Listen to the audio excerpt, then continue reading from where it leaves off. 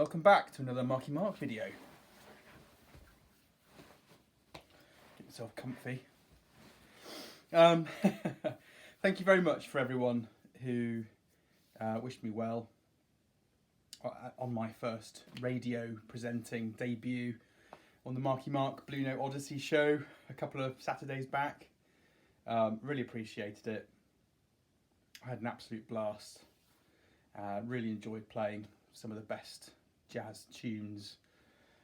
There's so much more to come, but yeah, really enjoyed it. And I'm playing my slot is through Phonic FM, and it's every first Saturday of the month between 2 p.m. and 4 p.m. I've already got the next lineup of tracks. I keep changing it because I keep going through it and deciding I want to add something that's just come out recently. Good fun. It's great. It's good laugh. Talk a bit about records and listen to 2 hours of jazz non-stop and uninterrupted, apart from me gabbling on about records and everything. It's fine. It's good fun. So thank you for all your well wishes. I'll put a link below to the Mixcloud recording of my first radio show if you want to dip in. Some good stuff on there. But anyway, welcome.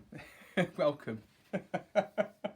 I've got some good stuff to show you. Really good stuff.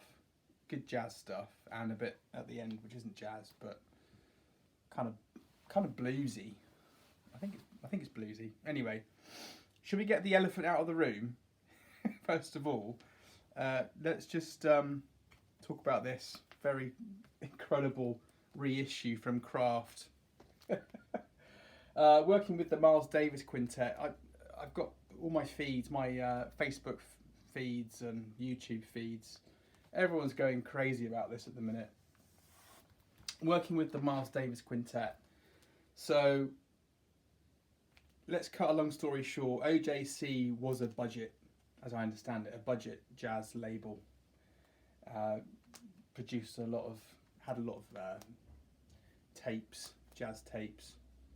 A lot of, basically just brought out these OJC series quite cheaply some years ago, and now they've come back as an audiophile grade, great quality reissue. We've got this as the first one in the series. We've also got the amazing, I think I mentioned it last time, the amazing Bill Evans, Waltz with Debbie, and Sunday at the Village Vanguard, and Yusef Lateef. We've got a number. I have to say, this is superb. It's really good. Really, really. I haven't got anything to compare it with other than the CD that I bought a couple of years ago, and it's leagues ahead of the CD. The CD's just, as CDs go, very compressed and just nowhere near as nice as this. I'm really pleased. Great cover, nice thick jacket, really thick jacket. Again, they've increased the sizes of these so they don't fit my traditional kind of protective sleeves. It's fine. I'm not going to worry about it. We've got a nice Kraft scratch-proof inner. It's flat and clean. It's had a good wash, but it's good. And that first track, it never entered my mind. If you're not a Miles Davis lover, then have a listen to that first track, and that will soon sort you out. Lovely record. We've got Red Garland, Paul Chambers, Philly Joe Jones. You can't go wrong for 35, 40 quid for that. It's fantastic. Really good. I'm going to play it tonight, I think, again. It's really good. Yeah, so Kevin Gray, mastered, 180 gram RTI. RTI, I think, they've obviously improved their quality control, because I think generally the records coming out of RTI at the moment are really good quality. So Nice little OB. It's not it's not like a, it's a strip, like, you know, it's not attached to the actual main sleeve. But yeah, really good. Let's put that to one side. Let's get the other elephant in the room out of the way. What am I talking about next? I sat on this for a little while. I wasn't sure. And I've already blamed George on Scott Spinner 1 for talking about this. I've streamed it quite a bit and sat on it and thought, I don't really do box sets. There's 3 reasons why I don't do box sets. There's this one. I don't do box sets because A, they're really expensive, usually. Really expensive, silly money. B, they take a lot of space up. Why put 3-4 records in something like that? And for an UHQR, why 1 record in a big box? And the third reason why I don't do box sets is because I don't trust the quality of records today. I just don't trust. If you've got 4 records in a box, or 6 records, or 8 records, the chances are, one of those records in that box set is going to be under par in some way, and it will just, I like perfection. I mean, the Bill Evans Riverside, the complete Riverside. I mean, all those records. Maybe you've got one of those. They're like a grand plus in the UK. If all those records are perfect, and when you listen to them, you're happy, then fantastic. But anyway, 3 reasons why I don't do box sets. But I do like this. I've been streaming this quite a bit because I really like the Hammond B3 organ sound, and for some jazz aficionados, it's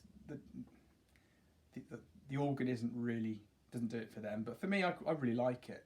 I think it's a really fun-loving instrument to use. It's not got the same level of sensitivity and tenderness that a saxophone has, or a flute, or so I think it's a very different sound to use in jazz music. I also love Shirley Scott, because this is Eddie Lockjaw Davies with Shirley Scott cooking with the Jaws and the Queen. And I sat on this because I wasn't sure. I saw a couple of reviews of this, and I just started falling. When you sort of fall in love with something, and you just think, I want some more of it. I want to listen to it a bit more. And with this, I've just,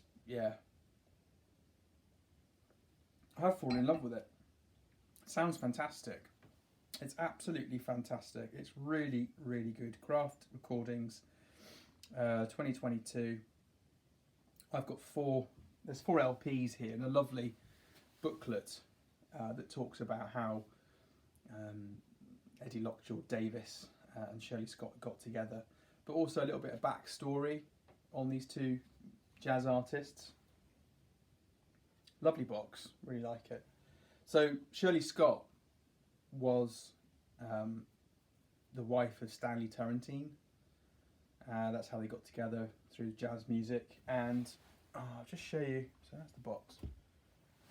There's a lovely booklet that accompanies this. Really nicely done. Really nicely done. And I'll try and show you a bit. I know other YouTubers on this channel, not this channel, but other YouTubers have done sort of show and tells on this, and I'm a bit late to the party, but I don't care, because I think this is fantastic. This was also reviewed by Analog Planet and given a really good thumbs up. And if you like a late night, real sleazy, easygoing sound, lovely swing, this is it. This is it. Lovely picture there of the original master tape, the label. I'm not going to go through all this, am I? Oh, there she is, Shirley Scott. Yeah. And to be honest, what I like about this, it talks about Shirley Scott's rise to jazz fame, in a sense. You know, I mean, you know, being a woman in a man's world in those times, it was probably very difficult. It was very difficult, really, to be taken seriously as a musician. And it's just there's a lovely write up here about how she bumps into Stanley Turrentine, and there's a great picture there. Let me show you that of Shirley. So we've got Shirley Scott organ, John Davies on bass, and Arthur Edgehill on drums. And this was recorded in 1958, obviously at Van Gelder Studios. I'm spending a bit of time on this because it's a really lovely box set. That's a lovely picture there. So apparently, I've only seen it in one place. I read somewhere they only made 5,000 of these. They're still available, so you know, I think they'll be quite desirable when they're eventually all sold out, and we'll wait for Kraft to reproduce. But really great. Let's just show some of these records. Let's go with what we've got here. I'm really impressed. I think these are fantastic. So this is volume 1. Yeah, really great. And each of these records has a kind of cooking theme, sort of cooking. Yeah, really great. The hype sticker celebrating Eddie Lockjaw Davies' centennial. Lacquer's cut from Bernie Grunman. A new liner notes by journalist Willard Jenkins. But yeah, I love that. Let's have a look at the second one.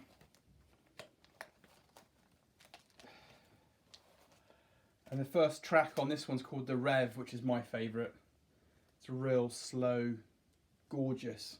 In fact, I'm going to play it. That was the first track I'm going to play on my next show, because I want to just start things off nice and dark and sleazy and lovely, and just go from there, really. Dark and sleazy. I don't know if it's dark and sleazy. But yeah, really good. All these are perfect. Going back to my third rule about not buying box sets, I have to be honest, these are great.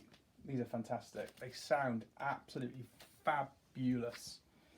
And then this is volume 3. You can see that, hopefully. I'm not going to get them all out, but all beautifully in a tip-on jackets. Yeah, I'm just going to dive into this later on.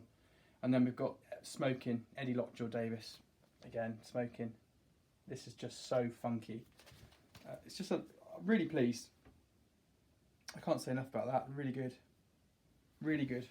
And if you're not sure about the organ, you know, Spotify, whatever, it's a great sound. It's a lovely instrument. Right, so that is Eddie Lockjaw Davies with Shirley Scott, Cooking with Jaws and the Queen. What else have I picked up this week, the last couple of weeks? Let's go for a bit of a bargain bin. Not bargain bin, but my local record shop had this for sale just after he died, which he died a few months ago. Ahmed Jamal. Let's get it out. And this is a 20th Century Fox record from 1981. Sounds great. No complaints at all. Very funky, very typically Ahmed Jamal. We've got a rendition of Steely Dan's Black Cow, which is great. They haven't gone too crazy off the tracks with that. It sounds fantastic. Yeah, really good. Love it. Some of these old records that you pick up, you think, crikey, are they going to be all like, you know, noisy and crackly and what have you? And they actually end up being really, really nice. It's a bit of a kind of risky thing buying second-hand records, but I'm really pleased with that. There's a bit of a wave in it, but I didn't even know 20th Century Fox did records, to be honest.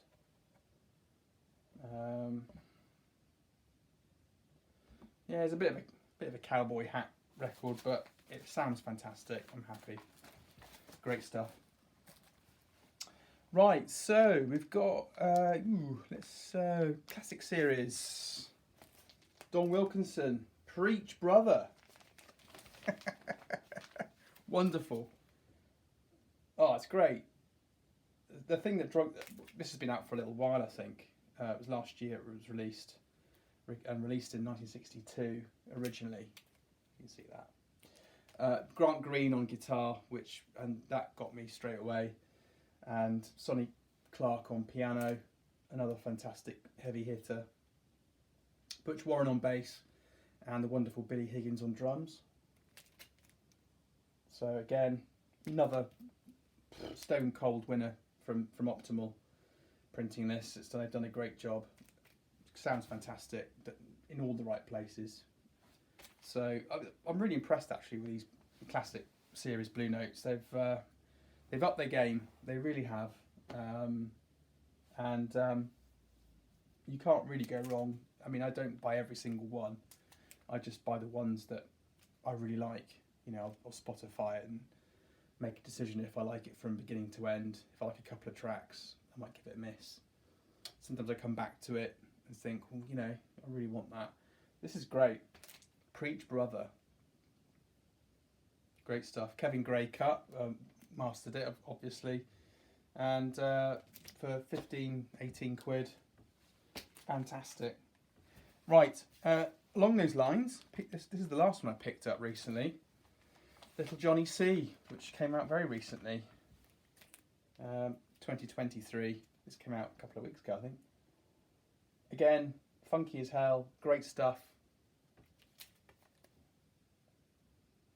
Joe Henderson, Duke Pearson, love Duke Pearson, who did The Phantom, which I think is due for another batch. If you haven't listened to The Phantom, then you need to. So Johnny Coles on trumpet, Leo Wright, alto sax and flute, Joe Henderson on tenor sax, of course Duke Pearson on piano, Bob Cranshaw on bass. This swings really well, love it. It's a great record. So Little Johnny C. Not much is known about Johnny, but this is a really good record. Thoroughly recommend it. And then lastly, I picked up, oddly enough, I was reading about Eric Clapton, and a few videos ago I mentioned about 24 Nights, I think it was, which I managed to pick up through Discogs fairly cheaply. Sounds fantastic, and I thought, oh, they've still got a copy of this. Apparently, I don't know if this is true or not. Don't believe everything you read, but this is the record it sold the most records. It's the live performance that sold the most vinyl records. Eric Clapton's Unplugged. We've got this dodgy kind of like hype sticker, high quality, 180 gram press sung. It's obviously German pressing. Doing some research about this particular issue, which I don't know what year it is. It was recorded in 1992, but I'm not sure how old this is. Sounds great. I mean, I don't have much. I only have, the other live performance on vinyl.